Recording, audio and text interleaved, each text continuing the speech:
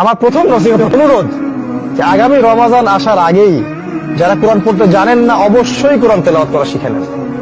শয়তান ওই যে ধোঁকা দিবে আমি অনেক জানি, ওই ধোঁকার মধ্যে যাবেন না। আবারও কোরআন পড়া শিখেন, ভালো করে শিখেন, ওস্তাদের কাছে পড়ে থাকেন। আলেম ওলামা সোহবত ছাড়া শিখতে পারবেন না। আমাদের নবীজি বলেছেন, যখন এই দিন শেখার জন্য কেউ বাড়ি থেকে বের হয় তার পায়ের নিচে ফেরেশতারা পাখা বিছিয়ে দেন। সুবহানাল্লাহ।